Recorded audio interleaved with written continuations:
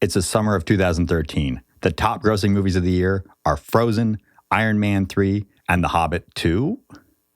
But we're not here to see any of those movies. Welcome to the first annual spooky edition of Sold Out.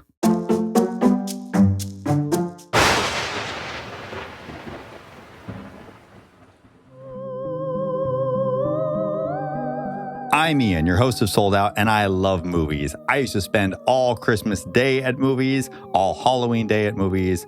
My dad taught me to theater hop when I was a kid. And I'm here with the only other person I'd want to spend all day at the theaters with, my co-host, Michael Smith. I am Michael, lifelong cinephile. Funny enough, movies were also like a holiday tradition in my family. Every Thanksgiving, Christmas Eve, we usually, to this day, end up at the movies. Oh, and you're not even Jewish. No. Yeah. No, we just eat early.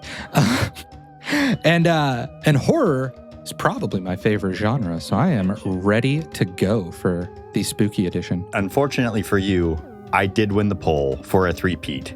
Why are you so bad at picking movies, Michael? It's a really, really good question. This week's not going to be any better, spoiler alert. As our fans know, I chose last week Something's Gotta Give over your indie sleeper, The Cooler.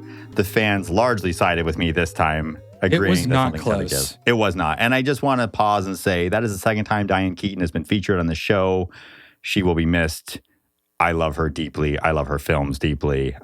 What an amazing career. What an amazing performer. I know. I was thinking that too when I saw the news that, one of my favorite early episodes of this podcast was Love and Death. You MVP'd her. And she Yeah. absolutely lit up every scene she was in. Just incredibly talented, crazy, cool career that went in all kinds of fun directions. And just a bummer. Well, we're going to move forward. We're going to watch our spooky movie. I do want to say that this week, so I was supposed to choose from the top 10 grossing spooky movies of all time, and I already broke the rules for our first spooky movie. I mean, they're your rules. They are my rules, so I'm allowed to break them, right? I think so. I chose number 11. I chose The Conjuring. And I did that because The Conjuring Last Rites just knocked it out of number 10 this summer. And I'd never seen The Conjuring. And so I thought, what a great opportunity to go back and watch that movie. And you're still in the family. Yeah, still in the Conjuring family, right? Still get to watch the Warrens go out and investigate their spooky horror. Yeah. So while we wait all day to watch The Conjuring, as always, we're going to hang out at the theater and watch a couple other movies, spend the day at the theater, as we are ones to do. Before I reveal my pick for this 2013 summer, Michael, what'd you choose? So I went with RIPD, which stands for the Rest in Peace Department. Stars Ryan Reynolds, Jeff Bridges, supernatural cop-like characters doing supernatural cop-like things. So I usually ask, so why did you pick this movie, Michael? Because I'm like, oh, tell us about all the things that led you to pick this movie. Yeah. But right now I'm more like, why did you pick this movie, Michael? So, couple reasons. Turns out none of them good. One, I wanted to pick something I hadn't seen before. There were a lot of like legacy sequels this week, like Monsters, Inc. 2, Despicable Me 2, Grown Ups 2, Red 2, Star Trek Into Darkness. Which is Star Trek 2, but it's also the second time it's Star Trek 2. Yeah. So it's a 2 of a 2. Very sequely. Oh, it was a very sequely summer. So it was like, okay, this is like an original thing. Had never seen it before. Ryan Reynolds, Jeff Bridges, often or at least kind of fun to watch. And then it had the supernatural element, so it kind of fit the theme of the episode. Fair. It's got, I want to say ghosts, but they're not really ghosts. They're dead things that aren't quite dead. They're dead whats? I hate you. What are they dead? They're deados. Yeah, they are. Yep. So that is why I picked RIPD. Well, thanks for that. Which stands for, regrettably, I picked dat. Well, the only thing I was grateful for was that it was streaming for free. Yes, it was. So that you did right. Ian? Yeah. Did you do better? I mean, I'd like to think so. I just think I'm really good at picking movies now. So, I have that opinion of myself. I've given you no reason not to. I chose the GDT classic, Pacific Rim.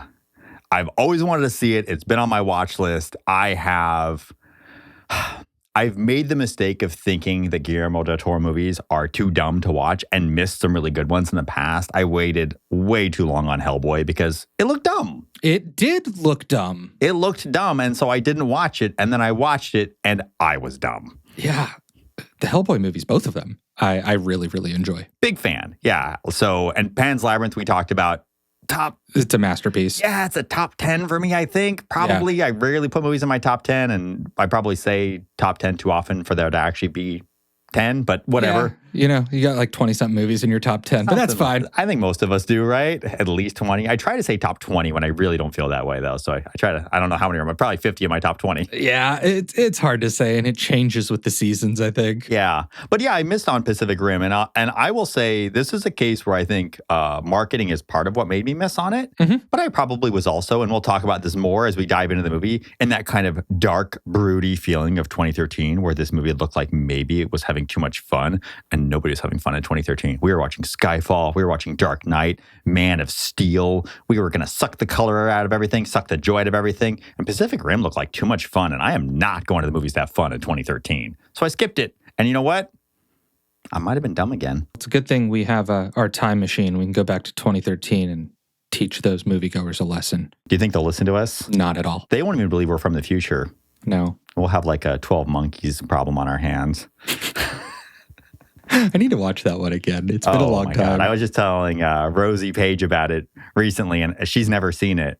And we're having a whole Terry Gilliam conversation. I was going to say, I mean, it's Terry Gilliam, so it's like kind of batshit crazy. Oh, yeah. Terry Gilliam is great. I watched this interview with him recently where he was just shitting on Schindler's List. And I was like, this is why I love this guy.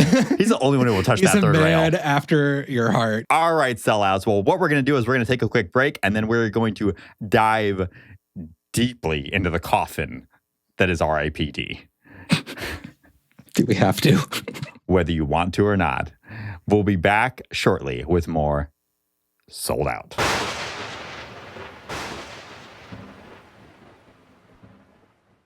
Welcome back to Sold Out. Michael is now going to take us through RIPD, the Jeff Bridges, Ryan Reynolds. Yeah, so I'm going to try to give the simple explanation here. RIPD, you have Ryan Reynolds. His name is Nick Walker. He's a Boston cop. Was his name Nick Walker? His name is Nick Walker. I actually forgot his name. It was Yeah, I have it in front of me. It was so forgettable. He's a Boston cop who is betrayed and murdered by his partner. And upon his death, falls into some sort of weird vortex, finds himself in a police department for the afterlife, where he is partnered up with Jeff Bridges' character, Roycephus Pulsifer. Not Rooster Cogburn? No, but we'll get there. Proto-Rooster Cogburn. It is. And they work for the RIPD. Wears it is Oakley sunglasses. Their job to hunt down deados, the very creatively named deados, who are dead people who have not reached their final judgment or something. And so they're like disguised on Earth doing something. I think they jumped RIPD, bail. They like jumped bail like for that hell, seems, right? That, basically. I guess, yeah. And then the RIPD has to like arrest them so they can face their final judgment and move on. Yeah. That's kind of the plot. There's I mean, you're leaving out the villain and the conspiracy, and there's it's all very stupid. It's all very stupid, Ian. And this is the problem. I think we have well established that stupid is not a deal breaker. I refer all of you to our glowing reviews of Roadhouse. Fucking love Roadhouse. I do too, right? But I've not rewatched it yet, but it's on the to-do list. But when a movie is stupid and boring and kind of ugly, which this one is. Yeah, let's talk about it being ugly. When we're full of spoilers, we're spoiling movies in 2013. When Kevin Bacon shoots Ryan Reynolds, betrays him and shoots him in the chest because he was going to tell on them for taking the gold. Which, by the way, we do need to discuss that plot point, because now that I know that he's a deado that was hiding the gold from RIPD and not from the police department, why the fuck does he even care? It's actually more dangerous for him to shoot him than to leave him alive. I'm realizing that now, having that realization. He has now triggered an internal affairs investigation. On Deados, yeah, not on the police, because the police don't represent an actual threat to him. Anyway, but when he shoots him, it's like they dropped a Ryan Reynolds action figure off that platform. He just like, bloop, bloop, bloop, bloop. Like the effects are so bad. They were so hard to watch. Yeah, and I mean, the CG generally, I mean, the Deados, they appear like normal people until they're like triggered by foreign food. Legitimately, that is the joke of the movie. It's not and just then they turn into monsters. It's Indian food, but it's Indian food because it has cumin. It's cumin because at one point Kevin Bacon snorts cumin. Mm-hmm. Reveal that he's a Deado, which also revealing that you're a Deado seems like a good thing because you become really powerful. You become big and strong and monstrous, and people run away from you, and you could probably just grab the gold that you want and do your thing. Yeah, I don't know why you need to disguise yourself as a cop, do a drug bust, steal gold from said drug bust, somehow entangle your partner in it so that he can hide the gold for you to then have to dig up later after you kill him. Also, gravity doesn't affect you? Yeah, am I following the plot here? Because I've seen this movie. Yeah. I even took some notes. You took notes. And I'm not sure that I'm following the plot. I didn't fall asleep, so that was a point. I did lay down. Yeah. I was willing to fall asleep. Yeah. No, I wanted to. My big issue with this movie is that it's tonally a mess, right? The plot is very dumb. Because the plot, I should just say, like, revolves around this idea that they need to collect, like, ancient gold to put together a staff that has the power to open up the portal to the afterlife and release all the Deados into the world to do whatever Deados do. That's the plot. It's sort of childish. So they don't have to go to hell, I guess. Like, they get to live on, it's hell on earth. They get to live there forever. Yeah. And, but the movie takes this, like, really adult tone. There's, like, this subplot about Ryan Reynolds' character grieving being disconnected from his wife. Which is just like way too depressing for a movie that's like about fun eternal life. Yeah, and whose jokes are really like lowest common denominator. How could she not know it's me? To them, you don't look like you don't sound like you. If you try to tell them who you are, it comes out all garbled up. The universe, in its ultimate wisdom, will not let you reveal yourself. It's smarter than us. So what do I look like? These are your IDs. Some federal, a lot of utilities, whatever gets us access. Really? An old Chinese guy? What about you?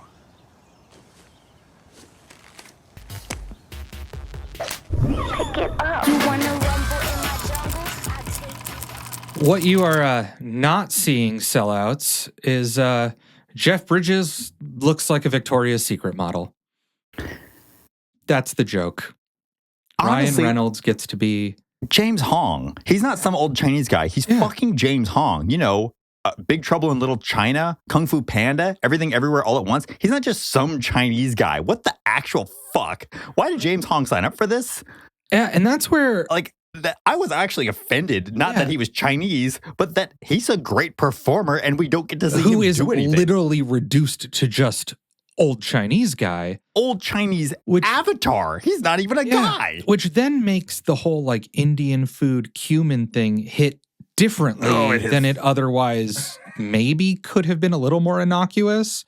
Like the whole movie is just cheap in that way. So it's not for children, despite having a plot that feels like it's for children, but with the subplot that's really dark. And then the thing that I thought this movie had going for it was Ryan Reynolds and Jeff Bridges. And I mean, you mentioned Kevin Bacon is in this. Mary Louise Parker is in this. Who I really love. And none of them I still kind of like her in this, not gonna lie. Well, you know why? Because she seems like she hates everything else that's happening. She actually does. I related to her because she was also irritated. It felt like she was watching the movie and she was hating it along with me. That's actually true. Yeah. But yeah, so Ryan Reynolds, we know him now in 2025 as Deadpool, right? Sure. And Deadpool is like this king of like sarcasm, winking at the camera. Who doesn't love Wade Wilson? Right? I'm not even a superhero fan, and I kind of dig Wade Wilson. It's fun. It's so much fun. Right? It's kind of one joke stretched to its extreme, and it mostly works for me. Yeah. Ryan Reynolds in this has all the like sarcasm and cynicism, but is not having any fun. He is so dour in this movie, and I'm glad that you get to this point because, like, we can rip this movie apart all day, and I think we'll keep it relatively limited. But you mentioned the plot. This plot could be nothing. I don't even care, right? Like, because this movie is what? Men in Black had a baby with Ghostbusters, had a baby with Wild Wild West. My note is, I wish I could just watch Men in Black again. And all of those movies, though, in all fairness, their plots are, they're fine. My complaint about this plot, I could complain about Men in Black's plot if I really wanted to. But why does Men in Black work? Because Tommy Lee Jones and Will Smith do the buddy cop thing flawlessly. They do it almost better than anybody. Yeah. Jeff Bridges and Ryan Reynolds are missing it so hard. And Ryan Reynolds is so stoic, so dour, so boring in this role. He is just mourning the whole time. You're basically waiting for him to commit suicide the whole movie, except that he's already dead. Yeah. And so there's nothing to wait for, and you don't even care. And the big betrayal that you learn about Kevin Bacon, it's like, it doesn't even mean anything when you find out that he's a deado, because you're like, oh, he's killed by a deado. It makes the death feel like, it makes the murder feel empty. Well, because at least in the beginning, you had sort of this like mystery of like their partners. They're obviously close. He was betrayed by a friend. But then you just find out like, oh, it's a deado. He was betrayed by a ghost. Yeah. Yeah, which you're like, being betrayed by a ghost is kind of meaningless. You're like, oh, well, of course he... It's like the emotional punch is literally taken out of the movie when they reveal that. The movie's not good enough for me to have stayed interested in that twist by the time it's revealed. Yeah. But there was at least potential for something to be there that they just completely undermined. And then Jeff Bridges, who I assume you agree is great. He's always great. Even when he's not great, he's great. Yeah. I like, my love for Jeff Bridges is deep and abiding. And so I think that I went and saw Tron Ares just so I could see 10 seconds of fucking Jeff Bridges on screen. David Gritton from The Telegraph in his review. Oh, yeah, you're going to give us the bad review of RIPD. I bet that was hard to find. It was not. Oh, okay. But this one, I think, sort of describes Jeff Bridges and pretty well. He took the words out of my mouth, which is, R.I.P. veteran Jeff Bridges, a 19th century lawman with a Stetson, shoulder-length hair, and a vocal delivery best achieved by stuffing cotton balls into one's mouth. In other words, he's reprising his role as Rooster Cogburn in True Grit. I've heard people say they'd watch Bridges in anything. My reason for picking this movie. But RIPD tests that notion beyond its breaking point. And that's it. I mean, Jeff Bridges does Rooster Cogburn, a movie for which he was nominated. Did he win? He didn't win. Okay. He won for when he plays the country singer. I can't think of the name of the movie. Which is he's really good at. Which he's very good in that movie, and I don't usually like the sort of those types of movies, but he's very good in it. He is. But he was nominated for Rooster Cogburn, a very similar performance. But in this, it's Foghorn Leghorn, not Rooster Cogburn, and it doesn't work at all. It doesn't work at all. And I don't know how much of it I blame on Jeff Bridges, though, because the script is so atrocious. And right. He's chewing whatever scenery he has to chew, but it's all just terrible. Yeah. And it's like, it almost feels like he's compensating for Ryan Reynolds deciding to phone it in for the whole fucking movie, which, I mean, I'm just going to say after watching this and thinking more about this, we talked about this off camera. Why did that guy get so many chances to become Deadpool? Because he made a lot of stinkers before he got there. You said it this morning. It's his face and his abs. Yeah, like, it's that mug. Like, nobody should get that many chances to make movies my theory like that he, You think he knows where dead babies are buried? That he sacrificed babies in a deal for the devil, or he knows where all the bodies are buried for some very powerful people. Yeah, have you ever known anybody who did those things and made their way up, or are we just, because we've never done those things, we've never met those people? I watch a lot of movies, Ian. Oh, got it. So yeah, this movie was a stinker.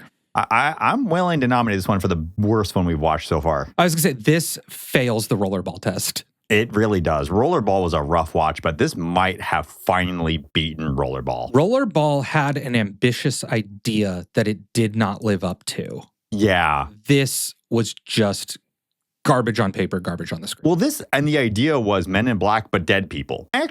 When I went into the movie, I actually thought that's what it was. I thought that Ryan Reynolds and Jeff Bridges were living people hunting dead people. And I was like, okay, Ghostbusters, let's do Ghostbusters, but police style. Well, nope. I am conceding this week. Do not vote for my movie. Do not see this movie. RIPD sucks. Pacific Rim. Pacific Rim. All right. This movie, I saw big glowing robots. I saw giant monsters fighting, and I thought, I don't want to watch the Power Rangers of the movie. And I skipped it. I actually made a big mistake. This movie, I wish I'd seen it on the big screen. I love kaiju films now, and I'm kind of grateful to this movie because I read a little bit about it, and even though it did not do well in theaters in the United States, it did sort of usher in and create an environment in which we were open to having the Godzilla films that we have now. It did well internationally. But speaking of bad plots, this isn't a great plot. No. So let's break it down. We've got Raleigh and Yancey, played by Charlie Hunnam. I don't know how to say his name. I've heard several things. I have no idea. Charlie Human. He is a human in it, not a kaiju. There are giant monsters that are coming, and they are destroying cities, and nobody knows why. But they just keep showing up more and more frequently and more powerfully. And it's sort of set in our world. We get this big explanatory thing at the beginning, and Barack Obama's in it. It's like, okay, this is the world that we live in, but with monsters. He's an ace pilot. He and his brother have to share the neural load of driving a Jaeger, which is German for hunter, against the kaijus that they fight off because human beings have had to build these giant robots in order to protect the population. But they find a kaiju that they cannot beat, and Yancey is unceremoniously ripped from the head of the Jaeger and eaten alive by the kaiju while Raleigh is neurally connected to him, and he experiences death alongside him. We move forward 5 years into a world in which the Jaeger program is now being retired, and humanity does not know what else to do other than to build giant walls and to hide because the kaijus have become so numerous and so enormous that they are destroying everything that we have built as humanity. But Idris Elba, also known as, Pentecost. He has the most ridiculous name ever. What is it? Damn it, I had it on my notes. Marshall Stacker Pentecost. Marshall Pentecost has a last-ditch effort before they retire the Jaeger program to get the best pilots in the world together with the last Jaegers they have that haven't been ripped to shreds by giant kaijus and make the last-ditch effort to go and destroy the rift at the bottom of the Pacific Ocean through which the kaijus are coming. And that's our movie. Yeah. And I will say I had such a blast with this movie. Like, it was so much fun. So I think you opened it with, like, not the world's most original plot, right? Like big monster destroying things, having to come up with a way to fight it. With a dark past. Yeah. None of it's new. No. But what you do have is Guillermo del Toro. GDT, as he shall be known. Always brings really great, like, creature design, his, like, monster designs. You know, Pan's Labyrinth, Hellboy, Shape of Water, a movie I didn't like but can appreciate the character design in that movie. Creating just, dozens of these big monsters. Oh my gosh, I don't even know how many, yeah. Each of them with a unique identity. So that part alone, I think, like, and then because it's set in our world, you get these set pieces of, like, familiar landmarks getting messed with, which, you know, is... Again, it's a staple. It's not that it hasn't been done before. Well, and a lot of this movie relies on major staples. Yeah. But it's done in a way that the plot moves, right? The battle sequences are kinetic and interesting enough. They don't drag on too long the way I think we've complained a little bit about, like, the Avengers movies. Some of those sequences dragging along. I don't think these ones really wear out their welcome. And then I actually think that the human element, the stuff happening sort of interpersonally with these characters in between these big fights and the existential threat is good enough, right, to make the movie work. And I actually think that the relationship between Raleigh and Maury, who we haven't talked about yet, who becomes his new co-pilot, is actually really good. I really love their relationship. I like that there's it does not become a romance. Not explicitly, but No, I think that it's there's a suggestion. a platonic bond where they have, I think, an intimate connection because they're literally melding minds. They have an inherent trust, but it actually doesn't cross the line into a romance, and I really respected that. Yeah, I guess in my sense was I fear that the sequel that could have happened, because there's a whole different sequel that would have been it all led in that direction. Because I will say that the human element of it is funny that you bring that up, is the part that worked for you. That's the part that worked the least for me. And part of the reason for it, and again, we are going to do spoilers. So Makomori, this part of the story doesn't work for me. We have this hidden backstory about like, why can't she fight? Why can't she drift with Raleigh? These names. Oof. There are a lot of fun names. There's so much fun. And the revelation is that she watched her family die by the foot, by the breath, by the hand of a kaiju. I don't know what a kaiju kills you with. And she's traumatized by that fact. And in a world in which kaiju have been terrorizing the planet anywhere from every 6 months to every 2 weeks for, is it 7 years or 12 years? I've lost track. But we had a 5-year time jump. Yeah. And it had already been happening for 2 years. It's been happening for quite a while. So I think 7 years. Okay. So 7 years, every 6 months to 2 weeks, a kaiju has been... Yeah, their body count is high. Yes, you are. That is a succinct way of putting what I'm trying to say. Their body count is extraordinarily high. It'd be more shocking to find out that she didn't have a traumatic past.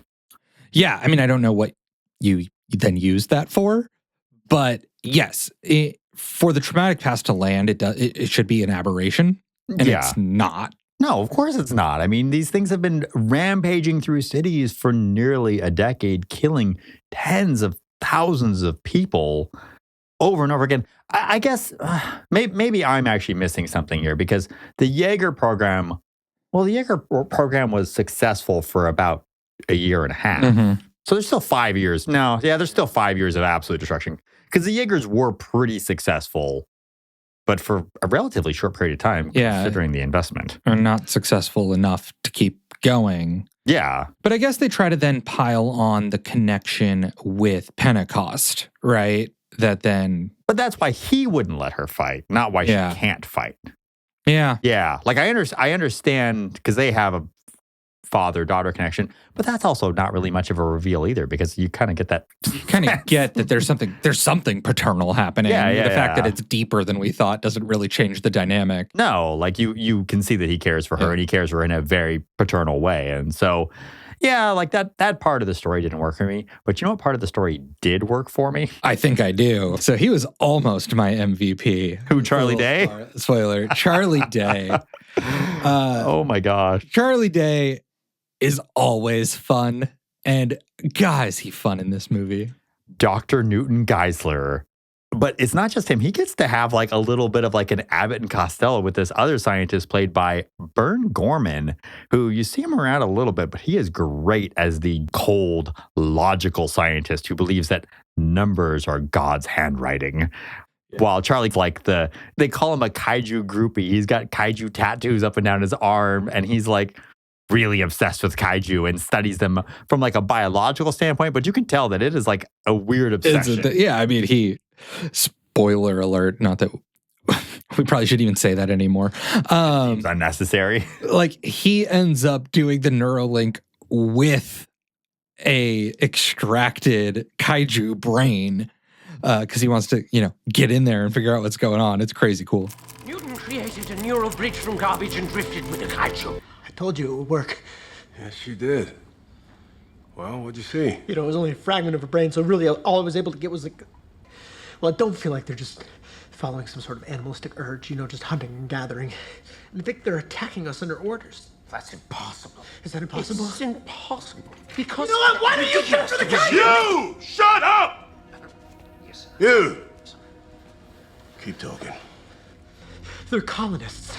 They overtake worlds. They just consume them, and then they move on to the next. And they've been here before in sort of a trial run.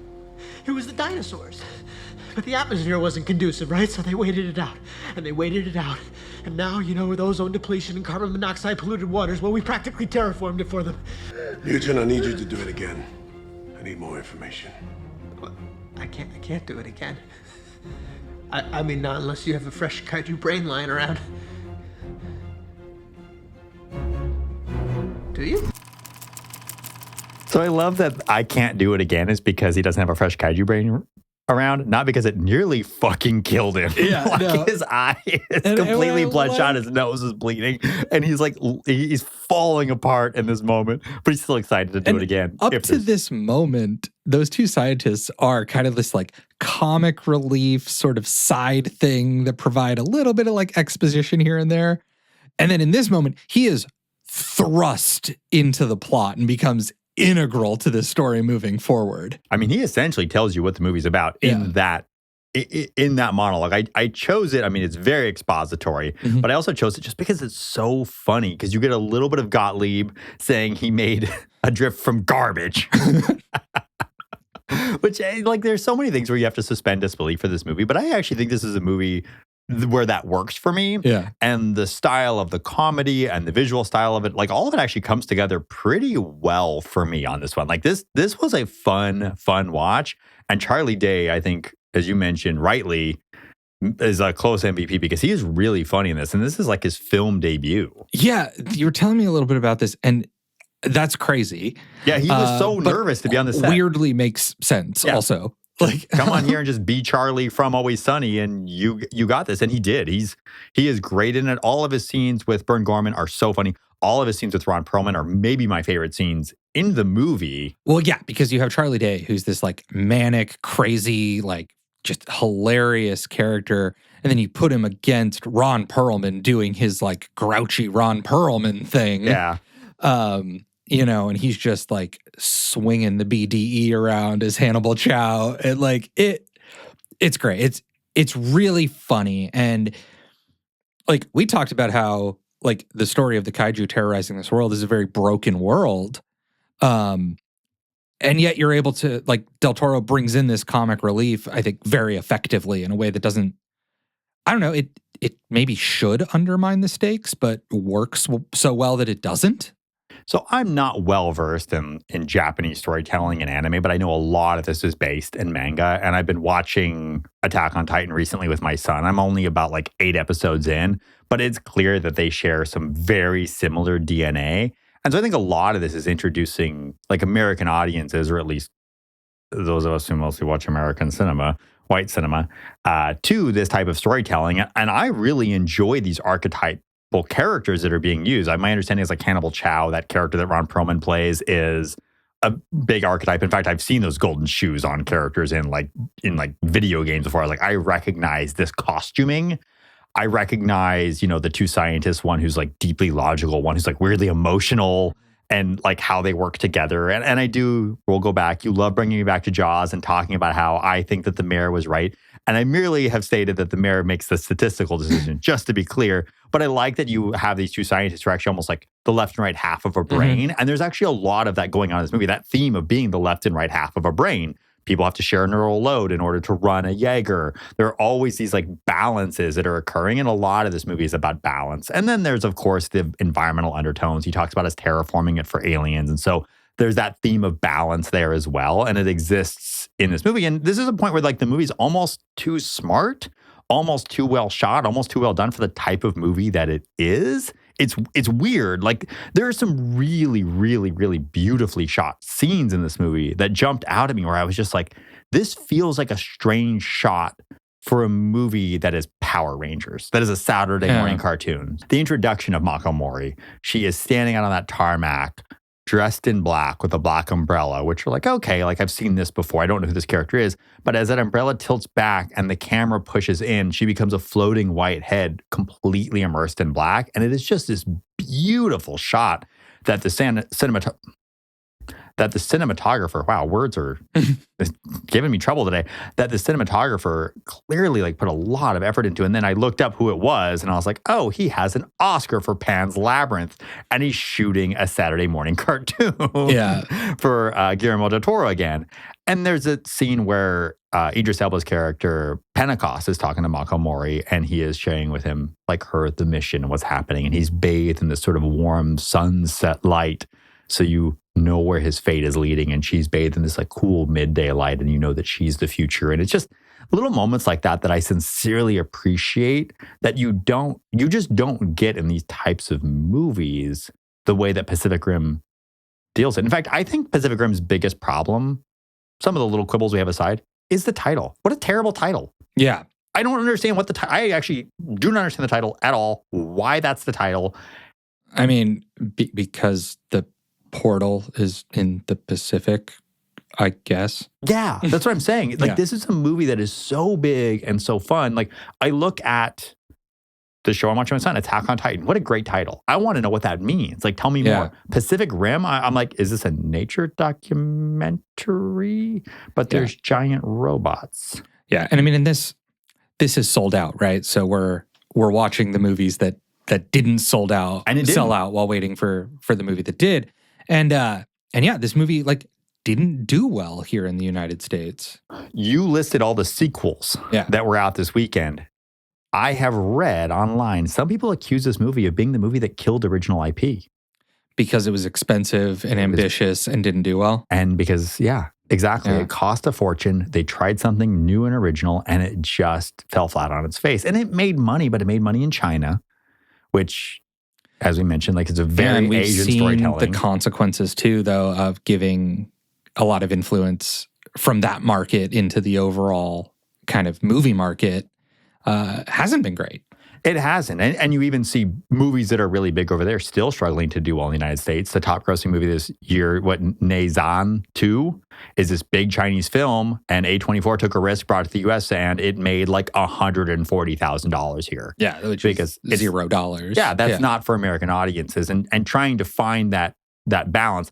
And I didn't get the sense that Pacific Rim was made for Chinese audiences. I didn't watch this movie thinking that. I recognized like Asian archetypes within the characters of Asian storytelling, but it felt like this was made for an international audience at worst. Yeah, I mean, and those archetypes, they're Japanese archetypes. They're not Chinese archetypes. Yeah, right? yeah. So let's read a bad review. So in the Sunday Times,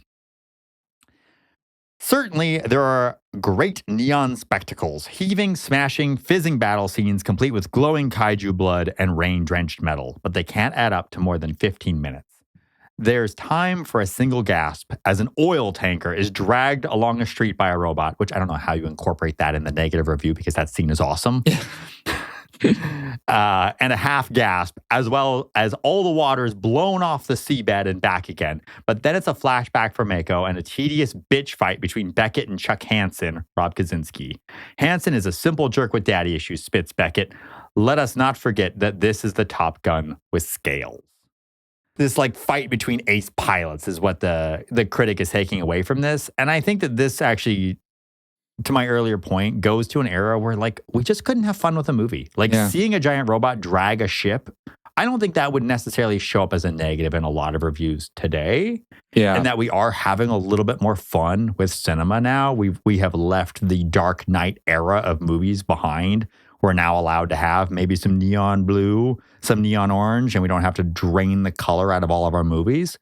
And yeah, I think that this movie would have, with some updated technology, with an American culture that's more open, at least, to Japanese storytelling, I think this movie could have done really well had it come out like in 2023 and 2024. Yeah, I think you're right. I think you give it 10 years, release it, like you said, with some updated technology. Because that is one of my quibbles, is it is shot, like the cinematography, like you said, there's some good shots. But yeah, there's FX and then there's cinematography. But the visual effects aren't that great. I saw this in theaters and thought they were good at the time. They don't hold up that well.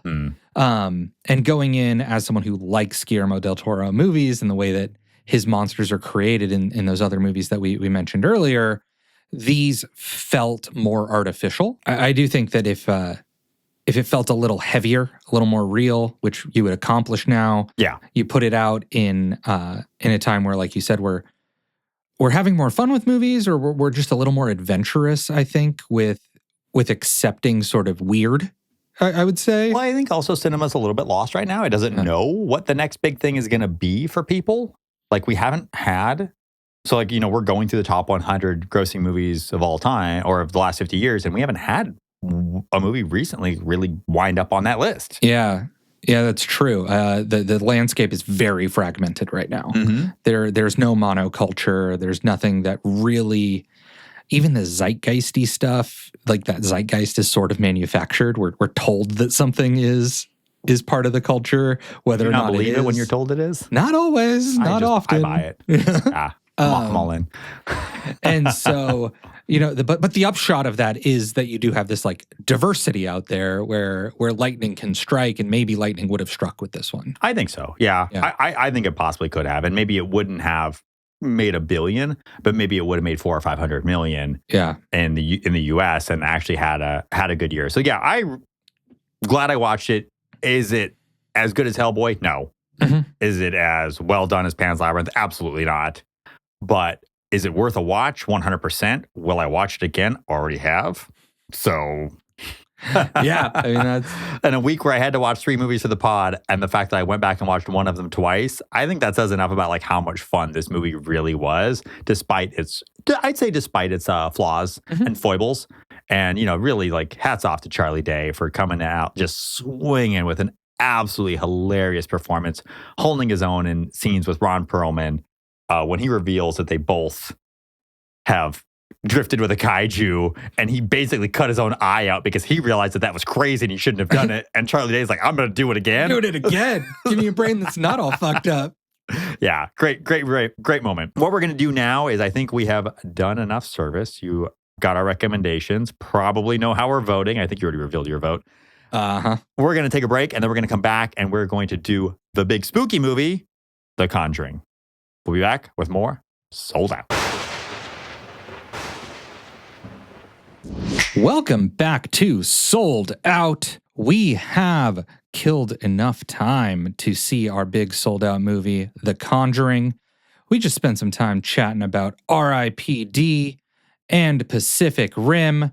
Big mystery, but I will ask the question, which one of these 2 movies do you think was the better way to spend some time at the movies? Pacific Rim. Yeah, me too. Okay, good. So I'm glad we both agree. So I've got your vote. Yeah, this one will be unanimous, I think. We'll see if you all disagree on Instagram and we just weren't smart enough for RIPD. I don't know. Yeah, I mean, honestly, if you like RIPD more than Pacific Rim, I want to know why, and I will try to be non-judgmental about it. That's a legit call out. If you were out there and you were hearing this. Yeah, and you disagree, like, I want to know what I missed. DM us. Because I went into that movie thinking I knew what the saving grace was going to be, and it wasn't for me. I went into that movie mad that you picked that movie over Despicable Me 2. Yeah. which I've never thought I would ever say. I was mad that somebody picked something over Despicable Me 2. But yeah, Pacific Rim is a good time, right? Like it's a fun movie to 100%. Watch. So as I was saying before my camera decided to betray me, I think Pacific Rim definitely has enough big set pieces, fun supporting performances to sustain an enjoyable watch. RIPD does not. But it is now time to talk The Conjuring, which, won this weekend, was made on a small budget, $20 million. Kind of Blumhouse is now a horror movie juggernaut. And this, kicked off a franchise that has made billions of dollars amongst sort of 4 core movies. Ian mentioned earlier, the newest one is in the top 10 of all horror movies, spin-offs. Which bumped this one out of the top 10. Yeah, I mean, so big franchise. And I guess the question I have for you, Ian, is does it deserve that place? Maybe. I definitely liked it. It started stronger than it ended for me. 100%. I guess with this movie, it's funny. We talked about weapons recently and how much we love that the ending is like, oh, it's a witch. Mm-hmm. At the end of this movie, I was like, oh, it's a witch? Yeah. Like, I don't know. Like, it really starts really scary and it grabs us. So I mentioned that I've never seen this before. I've seen the first 25 minutes of it once, many years ago. We turned it on. Rosie Page and I, we love spooky season. We love watching scary movies. It's a thing we do together every year. I love scary movies. I was not allowed to watch them as a kid, so as an adult, I've been trying to go back through and see as many as I can. I finally saw The Exorcist 2 years ago. It's awesome. Just watched Psycho? Yeah, I just watched Psycho recently. Exactly. Like, I'm really trying. Like, I love them so much. I love the feeling. I love the terror. And this movie starts off with so much terror. Mm-hmm. I am on the edge of my seat. I'm so scared of what's happening in this house. And in the closet made Rosie scream so loud that it upset the dog, and he started whimpering and climbed in her lap and was just like, wouldn't get off of her. And we had to stop the movie. And you didn't revisit it until now. Well, what happened was we had to stop it, and then we both were like, we're really scared of this movie now. And so this was us coming back, and I actually picked it because I felt a lot of terror going into it. And maybe it was too built up in my head, but that was the scariest part of the movie. Well, you know what's funny is I remember, and I hope I'm remembering correctly, I think I am. So this movie was rated R. Yeah. And if you look at the individual elements of this movie, there is no reason for it to be rated R. That's actually really interesting. I briefly had that thought. There is no gore. There is no swearing. It was rated R because it is scary. And that is, I don't know of any other time where that has happened. But it's like rated R. And I think like the little subtitle thing is just like, you know, scary and thematic elements. There's the vomiting blood. Yeah. So you have 2 instances of vomiting blood. But I mean, characters get decapitated in PG-13 no. movies. I'm not saying that's a rated R. I'm actually, now I'm like replaying it in my head and I'm thinking, is it just that it's scary? Because the first half is terrifying. The first half is legitimately, it does such an incredible job with negative space, with pacing, with some notes I took while I was actually watching it was what I loved about the movie, was that it highlights how scary normal middle-class domestic life is. So things that are scary are like hide and seek. Things that are scary are like a toy. Things that are scary are like a creak in an old house. And I love that so much of what's actually scariest about the movie is not the entity that's in the house, but it's actually the people experiencing what's going on in the house. Many of the scariest shots are not of the thing itself, but of the actor's face being terrified. There is terror in a very familiar, comfortable environment. Yeah. Yeah. Well, and I think too, like the performances you called out and just the way they set up the characters in this is a very sympathetic family, right? They are a good family with kids that are, you know, you like this family. And so as victims, I think like you immediately connect and empathize with those victims. And then Ed and Lorraine Warren, there is controversy around them. Like as people, they're real people. I did some looking into that and I was like, what is up with this? How real is this? Is this a Blair Witch situation? So are these charlatans? Like what's going on there? But the way that they're presented in this movie is as very earnest people who do want to help this family. And that was probably my biggest problem with the movie. Interesting. The way it frames the Warrens, not just as earnest, which, oh my God, they're almost exceedingly earnest, which I'm like, he plays like a youth pastor that's like there to help the kids. Like, I don't know. It really, I was like, but they're so uncomplicated and so heroic that I was just like, they pulled fear out of the movie in an interesting way. So there was this play that happened in the story that I noticed that I both appreciated, but I also was like, because these characters are the way they are and I'm not buying them and it feels like that's almost whitewashing the story of the Warrens, which I didn't care for, that it hurt it. But I liked that you felt unsafe in the house when it was just the family. When the Warrens get involved, you have a moment of safety. You feel like, oh, the blanket is here. We're going to be safe from whatever's happening within this home. And then they reveal that Lorraine has some kind of a vulnerability or weakness to whatever is going on. And now you no longer feel safe again. And I like that play. I like the way that she's tortured in that way. Yes, that it gives you the safety, but then it takes it away. But the fact that they are such clean, philanthropic characters that are just, there isn't a chink in the armor. Like her chink in the armor is that she's too sensitive. give me something different. Give me a fundamental flaw in this character that makes her three-dimensional, that makes her fully realized, not just that she's clairvoyant and too sensitive. Because it does feel like you mentioned that they are controversial people. I looked it up. I did a little bit of reading because I don't have a ton of time to research 3 movies, but I was like, okay, they have a lot of controversy around them. And the later movies do play with it a little bit more than this one does. Do they? Yeah, because I rewatched multiple Conjuring movies. Okay. Because I really like this one. I did. I really enjoyed it. I really did like it. And so I kind of kept going. They kind of get progressively worse. As often the movies case. do. Yeah. But they do play with this idea of like, you're full of shit. Like, this isn't real. You're making money off of, like, these families believe it, but we don't believe that you do. Yeah, because like in this movie, they don't collect money. Yeah. And they address skepticism about what they do, but they never actually really encounter a true skeptic. But the people that you respect, like a priest, Yeah. is like, oh no, they're on the level. So they do all these things to reinforce their credibility, which I don't know, it felt like propaganda for them. Yeah. And yeah, I guess later in the movie, you know, they are celebrities. They become or later in the series, they become celebrities, right? And so you play with that a little bit. Okay. Fair enough.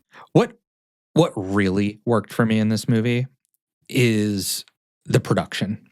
I think, like, if you're going to scare me, you need to put me in a scary place. Mm-hmm. And this is, you know, it's not a haunted house movie. They're actually very deliberate to say that it's the family that is haunted or possessed, not the house. It's a haunted house. But it's a haunted house It's movie, an exorcism haunted house Yeah. movie. Like, let's be honest, it's And- not that original. And so the house has to be scary. And it is. It is an old house. It is shot well. It feels real. And the effects are convincing, right? There's not any of that like cheap CG that pulls you out. Like it looks good. It looks real. It feels grounded. And I think you've called it out too, is the scary stuff is sort of the mundane stuff. It doesn't have to be crazy. It doesn't have to be big. It doesn't have to be spooky. But even when they do bring in like the more overtly scary stuff, I think it's done well. See, I actually think the overtly scary stuff is not overtly scary. It actually doesn't scare me. I think the stuff that's the scariest in the movie is the stuff that's aping the Sixth Sense. Mm-hmm. Like dead people suddenly appearing out of hallways. Like I find that stuff to be the scariest for me. The clapping hands, the ghosts that were victims of the witch's possession to me are so much more unnerving than the witch herself. Yes, I agree with that. And I think that's like the big scary moment. But to your earlier point, the simplicity of how they shot the movie and their decisions to use predominantly like mostly makeup, mostly actual effects, I think was really smart. I love the tree in the front yard is shaped like a hand that is so menacing. I love that it's curved towards the house as though it's reaching out of the ground, coming. And that's a prop. They built that tree. And it's beautiful. There's so many shots where you're looking down the hallway and there's their character talking and it's just over their shoulder as though it's reaching from behind to grab them, which goes beautifully with the imagery. The color palette of this movie is lovely. It is red and it is yellow. Yeah. And then it is muted tones. And you get flashes of blue every now and then. But the red and the yellow, the more vibrant it is, the more a ghost has basically been more in contact with it. And you can actually start to read into that. But again, this is a thing the Sixth Sense did. This movie did a lot of exorcism, a lot of Sixth Sense. It's really like, it did all these things well, but it really was borrowing. Borrowing is a very polite thing for what I think this movie did from these other sources. Yeah. Yes, that is factually true. That's also horror movies. No, I know. Right, like, and I recognize that. I think that the things that it does that really work are those things. And that's why I think it hurts it dings it a little bit in my book. Yeah. And then like the climax of this movie is an exorcism that takes place in the basement. Yeah. Right. And again, not original, but it's a scary fucking basement. Yeah, but by the exorcism, I'm not scared anymore. And that's the problem. Is it released me from fear once I understood more about it and it gave me more information. The unknown is always the scariest for me. It will never not be. And so Well, and first half much better than the second. I agree with you. And actually, that's the case for me when I watch a lot of movies. Is I like the setup. I like when I get to spend time in the lives of these characters, right? And then it's like, oh, and now you kind of have to burden me with a plot because that is your responsibility as a storyteller. But I agree. I agree that happens. It's not a unique problem to this movie. And I think because this movie is pretty economical in its storytelling and the way that it establishes the characters. It moves the plot forward very linearly. There's a pretty finite number of things that are scary. The threat is well defined. It works for me quite well. These are quibbles. I liked it. I really, really did like it. Does it deserve to be in the top 10 grossing scary movies all time? I don't know. It's good. It's a good movie. It 100% is. So let's do this. Let's wrap up. The question we're going to ask now is, did The Conjuring really, really deserve to win this weekend? Did America get it right? Or would we all rather be living in a world in which RIPD 6 just came out this summer? Awkwafina is voicing a CG dead baby, maybe? Perhaps. And they're chasing the ghost of Gangnam Style. Yeah, I mean, RIPD did get a sequel. I know. I think it was direct-to-video, though. I think it was, too.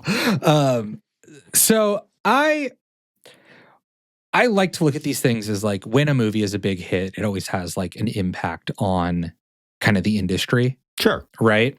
And I think The Conjuring, I think, came out after Paranormal Activity, but is sort of in that family. It's situated in there, yeah. Right?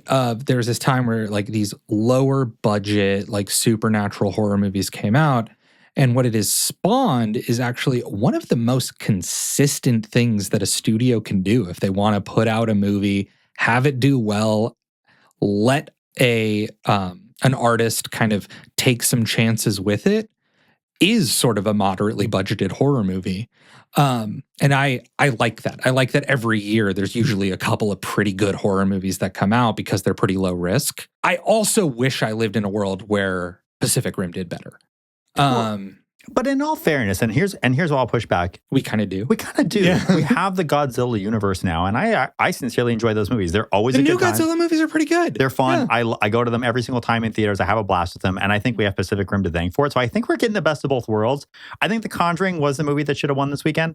I'm happy for it. Like, I like living in a world in which moderately budgeted horror movies come out consistently throughout the year. We wouldn't get Weapons if The Conjuring didn't do as well as it did, and that's 12 years ago. And God, if I didn't love Weapons this year. Yeah, like, what a great year for movies. And I agree. I think The Conjuring is a big part of that. Although 20 mil is a lot. 20 mil is a risk for them. Like, that's pretty high for them. But all that being said. But it's not anymore. And I think that, like, The Conjuring makes it right. I don't think a studio sees 20 mil for a horror movie as a big risk anymore. Yeah, not the way they did. Yeah. So at any rate, fun weekend, though. Yeah. Fun weekend of the movies. And as much as RIPD was a slog, I'm not going to lie. Like, I'm glad I checked it off the list. I'm always like, it's one of those movies that you hate without having seen. And now I can legitimately hate it. Yeah. Well, and Jeff Bridges is also one of those actors that I kind of want to see everything that he's done. Yeah. Right? He shouldn't have done this. But we've checked it off the list. So that is sold out for this week. Go online, check us out on Instagram, Threads at soldout_pod. Subscribe to our YouTube channel. Watch us on YouTube. Vote in our Instagram poll for Pacific Rim as the better of the two movies. So Ian can pick two more for us to watch next time around. Ian, where can people see what you're up to? Ian_upleft. That's going to make 4 movies for me. Pretty much guaranteed. Yeah. Oof. When are you going to get to pick a movie? Someday. Maybe you'll pick a friendly weekend with lots of good choices this time. My fingers crossed for you. I still think there are better choices than RIPD in here. Let's be clear. You picked knowingly the worst movie on that list. I stand by my reasoning, but the movie was bad. Here's the thing. Lone Ranger, we probably both know is bad. Gore Verbinski's still a more fun watch than whatever this was. Yeah. A bad Gore Verbinski is better than a good RIP. There were probably some decent set pieces in The Lone Ranger. I will give you that. I am on the places as Michael_upleft. Or is it upleft_Michael? It's Michael_upleft. It is Michael_upleft. I always feel like I get that wrong, but I know the answer. Check us out. Go to upleftmedia.com. See everything that we are up to, including Nailed It Novels starring Rosie Page, who's gotten a couple of shout outs in this episode. Yeah. And see what she is up to. She is having a great time with spooky season here in October. And we will see you next time. I am super excited, and hopefully you are as excited as I am to see what weekend Ian takes us to next. See you next time on Sold Out. Sold Out is an Uplift Media production, hosted and written by Ian Tarter and Michael Smith. Edited, sound engineered, and produced by Ian Tarter, with special thanks to Rosie Page.